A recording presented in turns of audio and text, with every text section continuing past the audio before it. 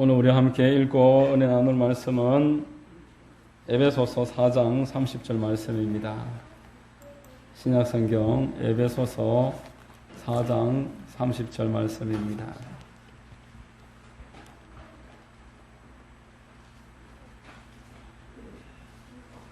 에베소서 4장 30절 말씀을 제가 봉독해 드리겠습니다. 하나님의 성령을 근심하게 하지 말라. 그 안에서 너희가 구원의 날까지 인치심을 받았느니라. 아멘.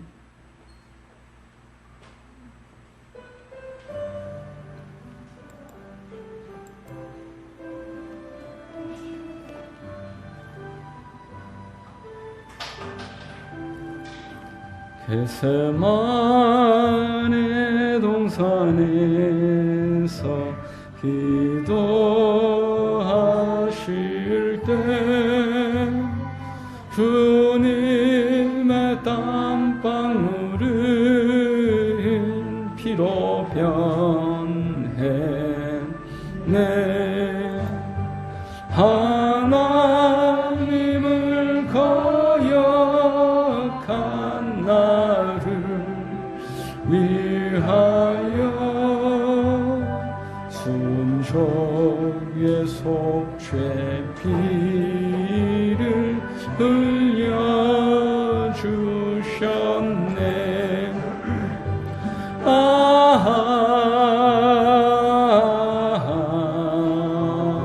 주의 사랑 깊고 크셔라. 내 영혼의 파도처럼 메아리쳐온다.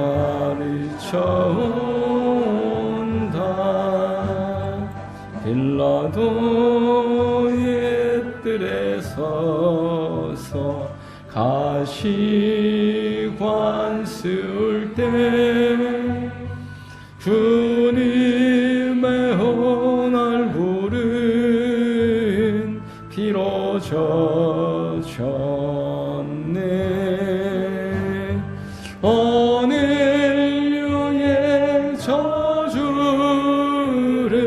속하시려고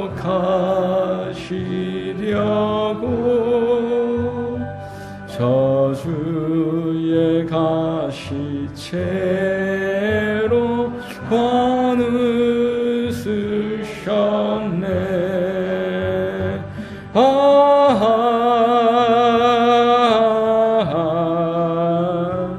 주의 사랑 깊고 크셔라.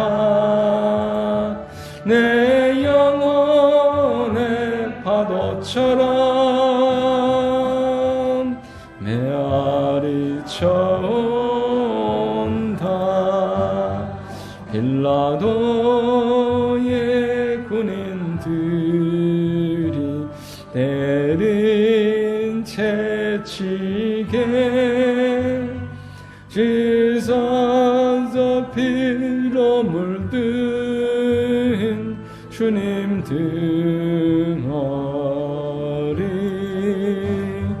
오늘류의 질병을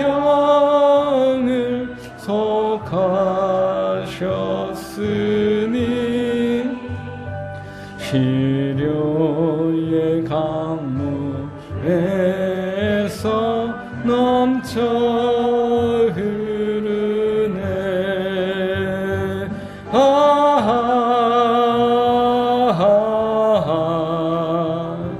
주의 사랑 깊고 크셔라. 내 영혼의 파도처럼 메아리쳐온다. 골고다의 십자가에 달리신 주님 손과 발 옆구리에 입은 상처로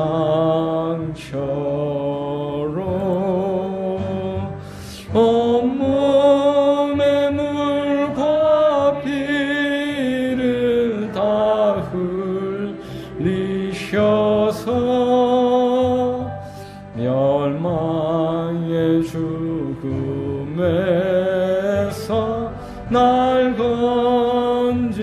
주셨네.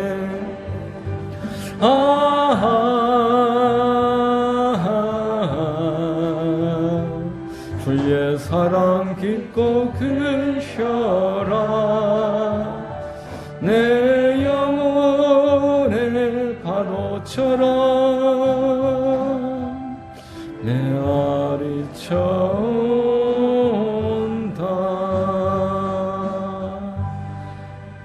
아멘. 예배를 위해서 기도하겠습니다. 사랑과 은혜가 충만하신 참 좋으신 우리 아버지 하나님, 지난 한 주간도 눈동자와 같이 지키고 보호하셨다가 귀하고 복된 주일 하나님을 예배하며 찬미하며 경배하려 다 모아주셔서 감사합니다. 이 시간 성령님 환영하고 인정하고 모셔드리오니 바람처럼 불처럼 생수처럼 우리의 영과 혼과 육을 새롭게 하시고 하나님이 온전히 받으실 만한 예배가 드려지는 예배요 마음과 뜻으로 하나님을 나아가고 찾는 시간 되도록 인도하여 주시옵소서. 이 자리에 있는 우리 하만순복음교회 성도님들 한 분 한 분에게 기름 부어주시고 은혜 더하여 주시고 예수 그리스도의 보혈로 영과 혼과 육을 깨끗하게 덮어주옵소서. 그가 채찍에 맞음으로 우리가 나음을 입었다고 하셨사오니 우리의 모든 육신의 연약함을 치료하시고 심령의 염려 근심 두려움이 사라지게 하시며 영원히 거듭나 하나님을 찬양하고 전심으로 주님을 쫓아 나아가는 은혜가 있도록 역사하여 주시옵소서. 우리 교회가 부흥하게 하시고 전도의 문이 열려지게 하시고 하나님을 찬양하고 하나님을 사랑하는 하나님의 백성들의 기도의 동산이 되게 하시며 전도와 구제와 하나님 기뻐하시는 일들이 날마다 일어나는 처소가 되도록 도와주시옵소서. 이 나라와 민족을 위하여 기도합니다. 하나님을 경외하고 하나님이 기뻐하시는 일꾼이 세워지게 하시고 하나님 이 땅에 전쟁의 공포가 물러가게 하시고 이슬람과 동성애와 공산주의와 하나님을 대적하는 모든 문화들이 틈타지 못하도록 막아주시옵소서. 좋으신 하나님 교회들마다 깨어나게 하시고 기도하게 하시고 복음을 위하여 빛과 소금의 역할을 감당하고 하나님이 선하게 보시고 기뻐하시고 온전하신 뜻을 이루는 교회들 다 되고 성도들이 되며 주의 종들이 되도록 도와주시고 인도해 주옵소서. 좋으신 하나님 북녘 땅에 있는 동포들을 불쌍히 여기시고 저들에게도 속히 자유와 번영과 통일을 허락하여 주시옵소서. 원수마귀들을 물러쳐주시고 동방의 예루살렘이라 불리는 그 땅이 회복되게 하여 주옵소서. 좋으신 하나님 감사합니다. 이 땅에 속히 코로나가 종식되게 하시고 이 코로나의 문제로 고통당하고 있는 소상공인들과 자영업자들을 불쌍히 여기시고 또한 모든 국민들 가운데 하나님이 은혜와 위로와 회복을 허락하여 주옵소서. 좋으신 하나님 이 하만 땅이 복음화되게 하여 주시고 우상의 기지들이 회개하고 자복하고 돌아오게 하시고 이슬람이나 또 우상을 숭배하는 신당들이 사라지고 하나님을 찬양하는 가족교회, 가정교회들이 많이 생겨나고 교회들마다 흥왕하게 하시고 깨어나게 하시고 하나님의 뜻대로 나아갈 수 있도록 도와주시옵소서. 우리 하만 순복음 교회를 이곳에 세우셨사오니 하나님 은혜를 더하셔서 마지막 때에 사명을 감당하는 교회 되게 하시고 모든 성도님들이 하나님을 만나고 하나님의 뜻을 발견하여 하나님이 맡겨주시는 달란트와 은사와 비전 가운데 하나님께 충성하고 영광 돌려드리는 교회 되도록 도와주시옵소서. 모든 것을 하나님께 의뢰합니다. 오늘 예배를 주님 기뻐 받아주시고 말씀이 증거될 때 기름 부어주셔서 좌우의 날선 금과 같이 우리의 영과 혼과 관절을 골수를 찔러 쪼개게 하시고 회복이 있는 복된 시간 되도록 도와주시옵소서. 감사드립니다. 예배의 시종을 주님께 의뢰하오며 거룩하신 우리 구주 예수님의 이름으로 감사하고 기도드리옵나이다. 아멘.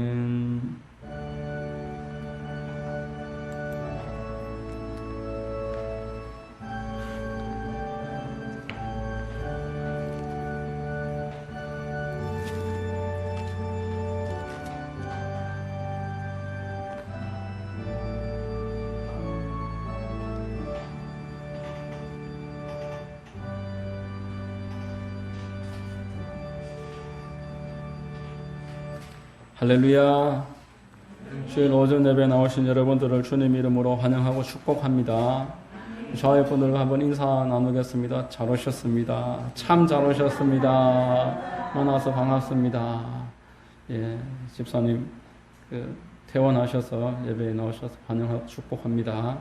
저는 봉독해드린 말씀을 통해서 성령을 근심하게 하지 말라라는 제목으로 하나님 말씀을 전하겠습니다. 하나님이 우리에게 큰 은혜 더해 주시기를 바랍니다. 구약 시대는 성부 하나님이 통치하시고 다스리셨던 시대였습니다. 그리고 복음서 시대는 성자 예수님, 성자 하나님께서 역사하셨던 시대였습니다. 그리고 초대교회 시대부터 현재에 이르기까지는 성령 하나님, 성령님께서 우리와 함께 하시는 시대입니다. 삼위일체 하나님께서는 언제 어디서나 함께 하시고 계시지 않은 적이 없으셨지만 전면에 나셔서 부각되셔서 이 땅을 그리고 성도들을 교회를 주장하는 그 주체가 그렇게 계속적으로 차이가 있었다라는 것입니다. 오늘날은 성령님께서 예수님을 증거하십니다. 예수님을 전하는 일과 예수님이 성도들의 심령에 적용이 되어서 거듭나고 믿음이 생기는 일을 성령께서 주관하시고 또 성도들에게는 하나님의 말씀이 기억나게 하시고 하나님의 말씀을 내 마음에 감동이 되게 하시는 그러한 역할을 성령께서 하십니다. 예수님을 영접한 이후로도 성령님은 저와 여러분을 떠나지 아니하시고 늘 보혜사로서 함께 하시고 인도하시고 보호하시고 도와주십니다. 그러니 성령님에 관한 성경의 내용들을 우리가 잘 정리를 해서 그 말씀을 따라서 바르게 신앙생활을 하는 것들이 꼭 필요한 줄로 믿습니다. 오늘 우리 읽은 에베소서 4장 30절 말씀에는 성령님을 근심케 하지 말아라 라고 분명하게 말씀을 하고 있는데 몇 가지로 성령님에 관해서 함께 은혜를 나누겠습니다. 첫 번째로 성령이 아니면은 예수님을 믿을 수 없습니다. 성령론을 우리가 이야기에 앞서서 기초적으로 성령님이 아니고서는 예수님을 아무도 믿을 수가 없다라는 부분을 반드시 짚고 넘어가야 되는 것입니다. 신앙생활은 오직 성령님으로부터 출발합니다. 고린도전서 12장 3절에 성령으로 아니하고는 누구든지 예수를 주시라 할 수 없느니라 라고 하지 않으셨습니까? 성령께서 계시지 않으면은 예수님을 믿을 수가 없고 예수님의 이름을 부르는 것 또한 거북하고 거절하게 된다라는 것입니다. 또 사도 바울이 이렇게 이야기했을 뿐더러 예수님은 밤에 찾아왔던 니고데모에게 성령에 관해서 이렇게 이야기했습니다. 요한복음 3장 3절에 진실로 진실로 너에게 이르노니 사람이 거듭나지 아니하면 하나님의 나라를 볼 수 없느니라. 여러분 볼 수 없는데 어떻게 가겠습니까? 하나님의 나라를 볼 수 없다. 거듭나야지 볼 수 있다. 그래야 들어갈 수 있다. 그러나 여기까지 이야기를 듣고서도 니고데모가 전혀 갈피를 잡지 못하니까 예수님이 한 번 더 강조해서 5절에 예수께서 대답하시되 진실로 진실로 내게 이르노니 사람이 물과 성령으로 나지 아니하면 하나님의 나라에 들어갈 수 없느니라. 더 구체적으로 하나님의 나라를 들어가는 일은 반드시 성령으로 거듭나는 것, 다시 태어나는 성령의 역사가 꼭 필요하다라는 것입니다. 여러분 예수님을 믿는 것은 죽은 자가 그 영혼이 살아나는 것입니다. 그저 예수님을 아는 것에서 그치는 것이 아니라 영원히 죽어서 멸망당할 수밖에 없었던 멸망의 자손들이 하나님의 은혜 가운데 영이 깨어나서 하나님의 자녀가 되고 새 생명을 얻는 것입니다. 그래서 고린도후서 5장 17절은 그런즉 누구든지 그리스도 안에 있으면 새로운 피조물이라 이전 것은 지나갔으니 보라 새 것이 되었도다 라고 하는 것입니다. 여러분들이 믿음을 더 뜨겁게 북돋기 위해서 그리고 주변의 가족들, 믿지 않는 내 주변의 친지들, 자녀들 전도하기 위해서 먼저 이 성령께서 역사하셔야 한다라는 것에 대해서 주의를 기울이고 기도해야 될 것입니다. 성령께서 역사해 주시지 아니하시면은 성도가 행하는 모든 신앙의 행동들은 의미를 가지지를 못합니다. 먼저 성령께서 역사해 주시도록 간곡히 기도를 드린 다음에 그리고 나서 그를 찾아가는 일이 필요한 것입니다. 간증도 하고 복음을 직접적으로 전하는 것들이 그때에서 열매를 맺을 수가 있을 것입니다. 그러므로 나의 믿음을 위해서, 그리고 내 가족의 구원을 위해서, 내 주변 사람들의 복음화를 위해서 우리는 늘 성령을 환영하고 인정하고 의지하고 성령님을 모셔드리고 성령님께 도움을 요청하는 이 일들이 반드시 필요함을 기억하시기를 바랍니다. 두 번째로, 성령님은 물리적인 형태로 존재하시지 않습니다. 가시적인 형태로 계시지 않는다라는 것입니다. 제가 어떤 성령에 관해서 책을 보니까 그 책에서는 성령님을 어떠한 파워, 능력, 나의 그 도구처럼 그렇게 표현하는 것을 본 적이 있습니다. 하나님에 대한 인식이 잘못되어 있는 것입니다. 또 기도를 할 때 예수님이 육신으로 계셨을 때의 그 정확한 사진도 될 수 없는 그 그림을, 성화를 앞에 가져다 놓고 그 그림을 보면서 기도하라, 이렇게 가르치는 것들도 볼 때가 있었습니다. 여러분, 그렇게 하는 것은 대단한 위험한 결과를 초래할 수가 있습니다. 하나님이 아닌 대상을 하나님으로 섬기고 따를 수 있다라는 것입니다. 저 또한 성령에 관한 지식이 부족할 때 가끔 이해되지 않는 우리 표현이 있었습니다. 성령을 받아라. 성령을 받아라라는 표현이 이해가 되지 않았습니다. 성령이 무슨 물건입니까? 주고받고 하는 어떠한 물체입니까? 받아라, 이렇게 이야기하는 것이 거북스럽게 여겨질 때가 있었다라는 것입니다. 그러나 그것은 성령에 관해서 명확한 이해를 가지고 있지 못했기 때문에 그랬습니다. 세상 사람들은 눈에 보이는 이 물체에 대해서 익숙하고 그것을 설명하기를 좋아합니다. 보이지 않는 것을 우리가 생각하고 말하는 것은 아무래도 큰 그 한계가 있는 것입니다. 그러나 여러분, 한번 생각해 보십시다. 실체가 보이지 않는 것들이 실상 더 중요한 것입니다. 우리는 실체가 보이지 않는 것들이 없으면은 살아갈 수조차가 없습니다. 공기를 한번 생각해 보십시오. 공기가 눈에 보입니까? 여러분, 그러나 우리 생명이 코끝에 호흡에 달려있다라고 성경은 말씀을 했습니다. 공기를 들이쉬고 내쉬는 그 순간에만 사람이다라는 것입니다. 나이가 아무리 연세가 많으실지라도 또 온몸에 장애가 있고 질병이 커서 고통당하고 있을지라도 코끝으로 공기를 들이쉬고 내쉬기만 하면은 여전히 존귀한 사람입니다. 병원에 가면은 우리가 호흡이 있는 한 이렇게도 해보고 저렇게도 해보고 의사가 가정 방법을 동원해서 살리려고 노력을 합니다. 여전히 존귀한 사람이기 때문에 그렇습니다. 그런데 아무리 젊고 건강하고 부귀권세를 가지고 있을지라도 공기를 그 순간 들이키지 못한다면은 그때부터는 사람일 수가 없습니다. 화물칸으로 들어가야 되는 것입니다. 사람을 외국에서 누군가 가족이 죽었을 때 장례를 치르기 위해서 국내로 모셔올 때 화물칸에 관을 넣어서 그렇게 오지 사람들이 있는 곳에 그 관을 같이 타고 올 수 없다라고 합니다. 전기는 어떻습니까? 여러분, 전기가 형체가 있습니까? 우리가 지금 이 공간에 전구에 불이 들어오고 또 TV가 화면이 송출이 되고 스피커에서 소리가 들려지고 하니까 전기가 흐르고 있다는 것을 알 수가 있습니다. 그러나 눈에 보이지 않는 이 전기, 전파, 실제 우리 눈에는 볼 수 없는 이런 것들이 만일 없다면은 최첨단이라고 자랑하는 모든 스마트 기기들, IT 기기들이 무용지물입니다.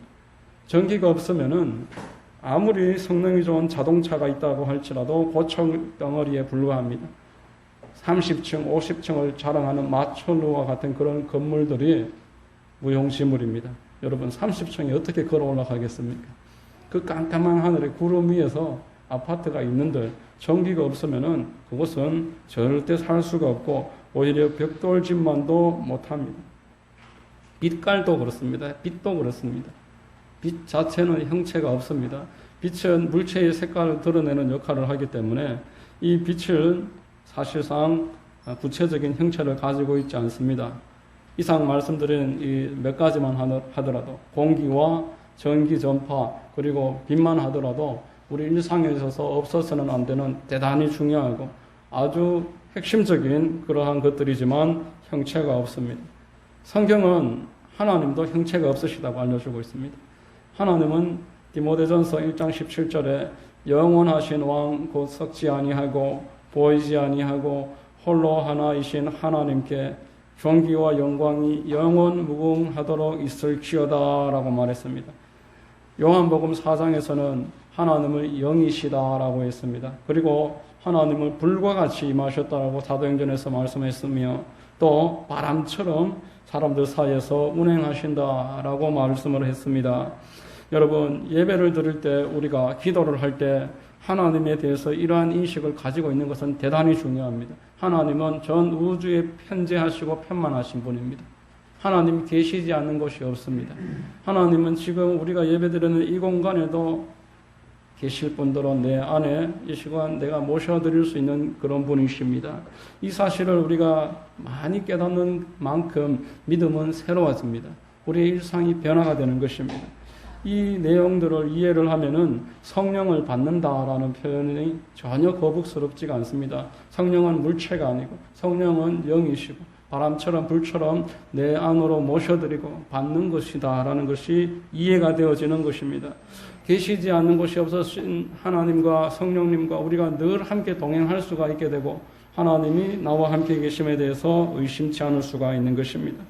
하나님이 이 예배 공간에서 우리의 불신을 몰아내 주시고 우리의 염려, 근심, 두려움이 사라지게 하시고 말씀이 증거될 때 우리의 영을 터치해 주시고 하나님이 우리의 모든 병마와 가지고 있는 근심과 기도 제목들을 이 순간 그 영으로서 그 흑암과 그 공허함 가운데 하나님의 영이 운행하셔서 아름답게 되으셨다는 그 창조의 말씀과 같이 큰 은혜와 회복의 역사가 있게 되시기를 바랍니다.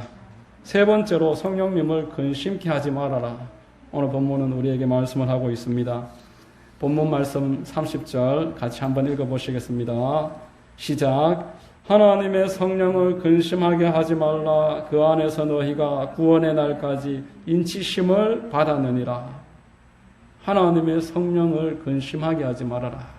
여기에서 더 나아가서 데살로니가전서 5장 19절에 성령을 소멸하지 말아라 라고 하십니다. 하나님의 성령이 근심을 하시다가 우리를 통해서 더 이상 역사하지 않는 우리와 소통하시는 것들을 잠정적으로 멈추시는 그러한 상태까지 되게 된다는 것입니다. 여러분, 흔히 하나님을 인격이시다 라고 말씀을 할 때가 있습니다. 그러나 인격이다 라는 말은 말 그대로 사람 인자에 품격자를 써서 사람의 격입니다. 자칫 하나님을 사람 수준으로 폄하할 수 있는 그러한 문제가 있을 수 있는 그러한 표현입니다. 단지 사람에게 있는 감정, 이 의지, 지성에 관해서 하나님께도 그러한 감정적인 부분이 있음을 표현하기 위해서 하나님이 인격이시다 그렇게 이야기하는 것이고, 여하튼 여러분 우리 안에 계시고 이 자리에 편만하신 성령님께서는 그러한 감정이 있으십니다. 그리고 사람들을 보시며 때때로 근심하십니다. 창세기 6장 6절에 땅 위에 사람 지으셨음을 한탄하사 마음에 근심하시고 라고 말했습니다. 하나님을 대적하고 하나님을 없은 여기고 하나님과 동행하기를 거절하는 그 땅의 사람들을 보면서 하나님이 한탄하시고 사람 지으셨음을 근심하셨다라고 하십니다. 여러분, 그러므로 우리가 바른 신앙을 가지고 성령님을 충만하게 모셔드리고 성령님을 기쁘시게 해드리려고 하는 그러한 소원을 가지고 있어야 합니다. 그러한 인식 자체를 하나님이 기뻐하십니다.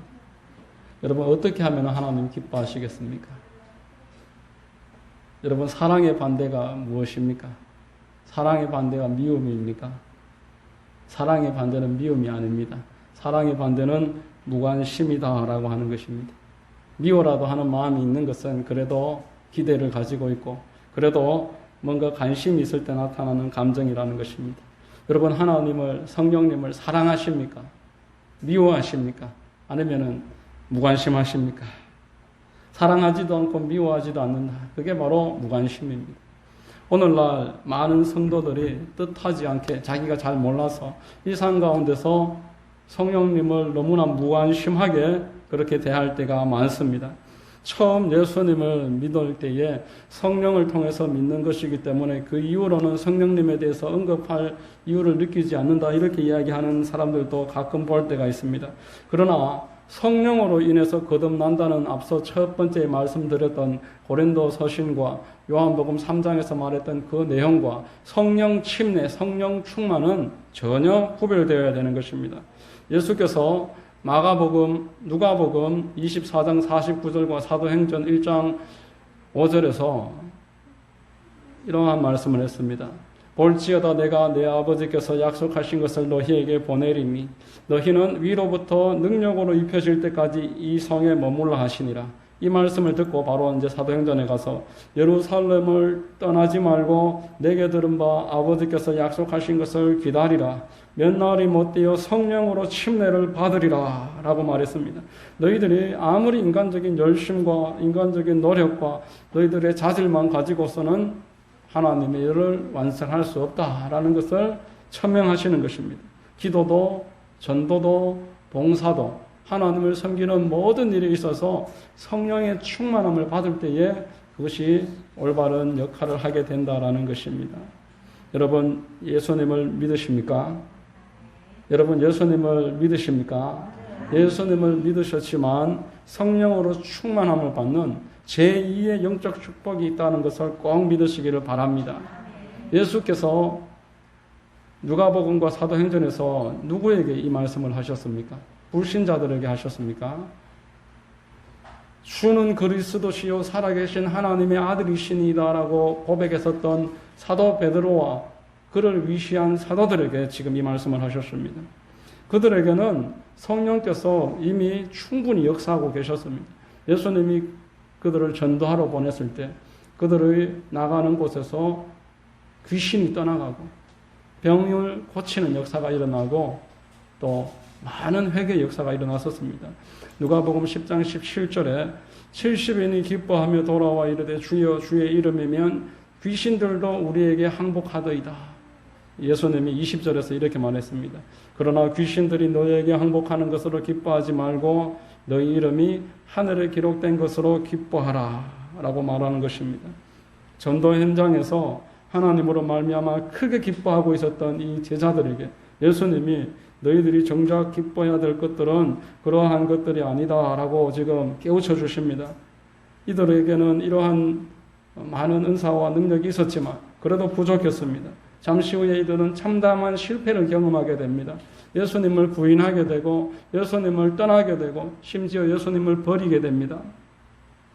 이들이 아직까지 성령 침례를 성령 충만 그리고 그 다음에 다시 재충만 받는 이 성령에 관해서 문외한이기 때문에 그랬습니다. 여러분 오늘날 우리 성도들이 왜 현상 생활 가운데서 우리 현실 가운데서 예수님을 떠나고 또 부인하고 심지어 예수님을 버리는 이런 일들이 나타나겠습니까?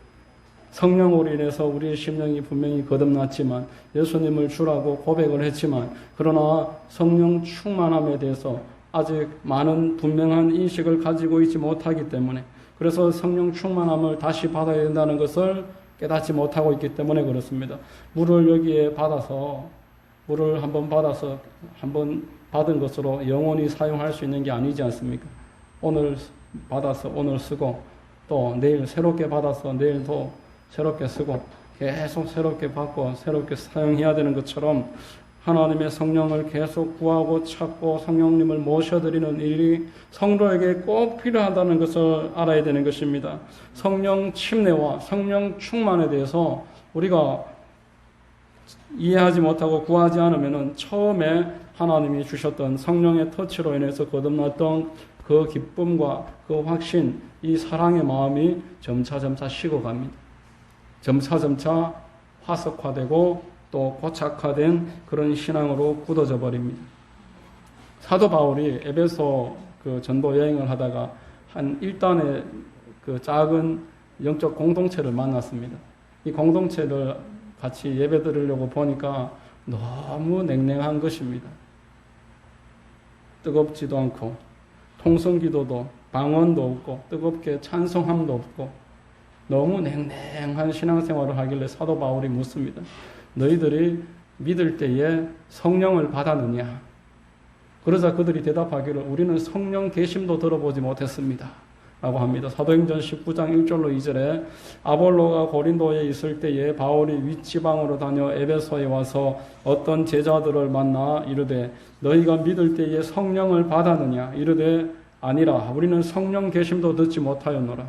이들이 지금 성령께서 그들을 터치하셨음을 몰라도 예수님을 믿을 수 있는데 그 이후로 성령에 관해서 전혀 모르고 있다는 것입니다. 관심을 가지지 않고 있다는 것입니다. 이에 대해서 누군가가 알려주시지 않았다는 것입니다. 그래서 바울이 그들에게 예수님에 대해서 새롭게 가르침을 주고 성령 받아야 함을 새롭게 설명을 했습니다. 그리고 사도 바울이 그에게 안수하고 함께 기도할 때에 그곳에 성령이 임했습니다. 그리고 그 자리에 있던 이미 예수 믿고 있던 그분들이 방언을 말하고 하나님을 찬미하고 여러 가지 은사들이 나타났습니다. 사도행전 19장 6절에 바울이 그들에게 안수하며 성령이 그들에게 임하심으로 방언도 하고 예언도 하니 모두 12사람쯤 되니라. 남자 장정만 12사람이니 전체적으로 한 40~50명쯤 되는 그러한 무리들이 이미 예수님을 믿고 있었는데 성령도 방언도 전혀 들어본 바도 없다라고 그렇게 신앙생활하고 있는데 너무 냉랭하고 너무 무미건조하고 하나님에 대한 열정을 느끼지 못하는 그 모습에 사도 바울이 제자 양육을 다시 해서 하나님의 말씀을 새롭게 알려줘서 같이 부흥회를 하자고 해서 이렇게 변화시키게 했던 것입니다. 여러분, 성령님을 근심시켜드리지 않을 수 있는 첫 단추는 성령님을 날마다 환영하고 인정하고 모셔드리는 것에서 출발한다는 것을 믿으시기를 바랍니다. 성령님은 늘 여러분들과 함께 머물러 계십니다. 그러나 성도들이 이 성령님을 환영하지도 인정하지도 모셔드리지도 않을 때에 성령님이 그것에서 한탄하시고 근심을 느끼십니다. 여러분들이 학교에 갔는데 옆자리에 있는 친구들이 아는 체도 하지 않는다면 얼마나 섭섭하겠습니까? 저녁에 집에 귀가했는데 남편이 혹은 아내가 또 자녀들이 아는 체도 하지 않고 인사를 하지 않는다면 얼마나 서운한 일이겠습니까? 사람들이 강아지를 키우는 이유가 언제나 나를 환영해 주기 때문에 자녀들보다 강아지를 더 사랑하는 분들을 제가 많이 만나봤습니다. 강아지가 죽은 것이 아들이 죽은 것보다 더 고통스럽다고 우시는 분을 본 적이 있습니다.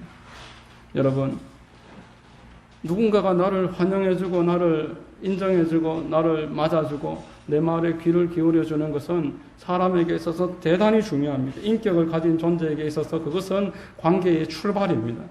그 부분만 잘 되면은 그 다음 부분은 어느 정도 완충이 가능한 것입니다. 양보할 수 있고 협의하고 조정해서 내 뜻대로 되지 않아도 받아들일 수 있지만 아예 사람을 무시하는 데 있어서 어떻게 관계를 출발할 수가 있겠습니까? 우리가 하나님에 대해서 이 첫 단추만 제대로 맞춰 나가면은 그 다음 단계의 단추 맞추는 일은 쉽다라는 것입니다. 하나님을 크게 기뻐하시고 하나님이 우리에게 큰 기쁨을 전해주십니다. 여러분, 고 조영기 목사님 간증 가운데 2014년도에 이미 은퇴하시고 새롭게 하소서에 나오셔서 간증하신 그러한 내용이 있는데 평생 심장이 약하고 혈압이 낮아서 조금만 일해도 지치고 또 쓰러지기를 잘하고 몸이 약하여서 비행기를 타도 그냥 대자로 누워있고 그만큼 몸이 힘들었지만 아무리 기도해도 다른 사람들 병은 고쳐주시는데 조영기 목사님 그 병은 하나님이 고쳐주시지 않더라는 것입니다. 그런데 60년간 강단을 지키면서 지구를 수십 바퀴를 돌고 전 세계에서 가장 많이 대형 집회를 인도하신 세계적인 주의종으로 은퇴하고도 강단을 평생 지킬 수 있었던 것은 몸은 약했지만 마음에 이루 말할 수 없는 평강이 넘치고 흘렀다라는 것을 그런 간증을 하는 것을 제가 들었습니다. 감당하지 못할 만큼 기쁨과 감사와 감격과 은혜가 샘솟듯이 올라오는데 육신의 고통을 그 마음의 평강과 기쁨으로 누르고 감당해낼 수 있었다라는 것입니다. 잠언서 17장 22절에 마음의 즐거움은 양약이라도 심령의 근심은 뼈를 마르게 하느니라. 여러분, 사람이 마음의 스트레스가 그 사람이 아무리 건강해도 아무 일을 할 수 없게 만듭니다. 그러나 마음에 기쁨이 있고 평강이 있고 감사만 회복되면은 내가 좀 장애가 있어도, 내가 좀 약함이 있어도, 내가 남들보다 가진 게 없어도 일어설 수 있는 줄로 믿으시기 바랍니다.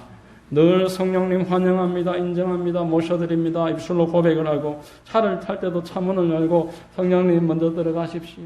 강대상에 올라올 때도 성령님 지금부터 말씀해 주십시오. 식사를 할 때도 성령님 먼저 맛 좀 보십시오.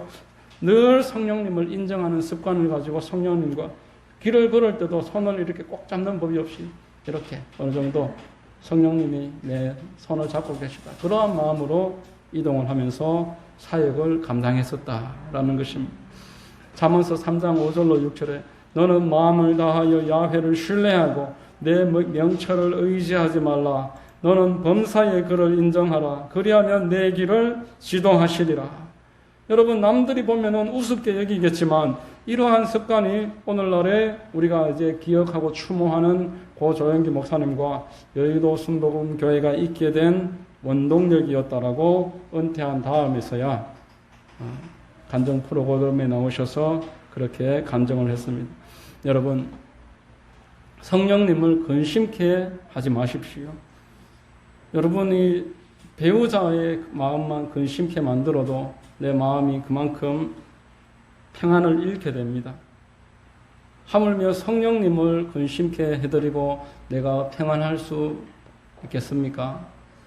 내가 내 옆에 있는 분을 근심시켜드리고 내 마음이 평안할 수 없는 것처럼 하나님을 기쁘시게 해드리면은 하나님이 나에게 큰 기쁨을 더해 주십니다. 내가 마음에 그렇게 큰 근심이 있으면서 육신이 건강하기를 기대할 수 있겠습니까?